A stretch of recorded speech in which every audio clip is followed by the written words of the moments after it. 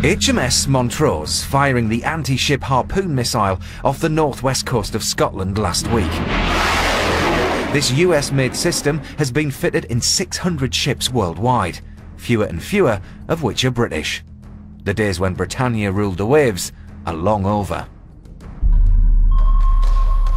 At the end of the Second World War, the Royal Navy had 262 major ships and submarines, employing nearly 500,000 people.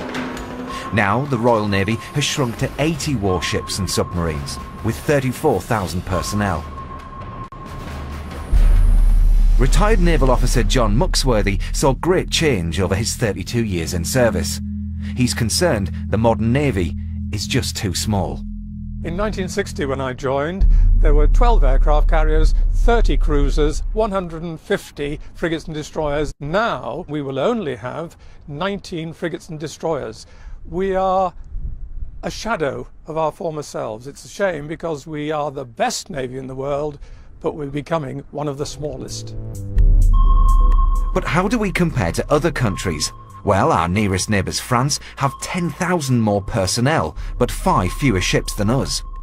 As for China, they have 68 submarines, that's 4 times as many as we do. But the biggest navy in the world is, unsurprisingly, the US.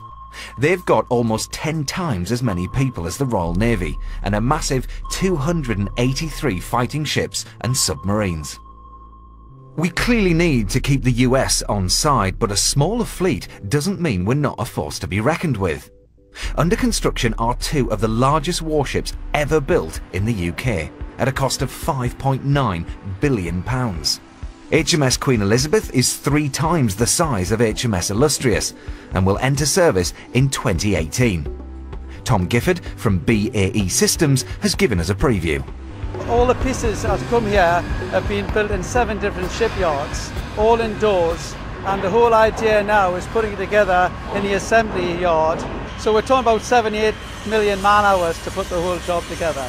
The flight deck's over 300 metres long, and it's 70 metres high from the keel to the flight deck. And then there's another 26 metres when you put the island on top of that. So as you can see in the facility and the crane and everything else, we're talking about a very big piece of structure. The ships are getting bigger, but overall, the Navy recognise it's got much smaller. But they say the reduced budgets just mean they have to be smarter with the resources they have. The Navy is the right size for the tasks that we're asked to do, wherever that be around the world, within the Gulf, the Middle East. The Navy is very different to the Navy of the Second World War, which was a Navy which was involved in a full-scale war. At the moment, that's not the case. So what we're asked to do, we have a Navy the size to do that.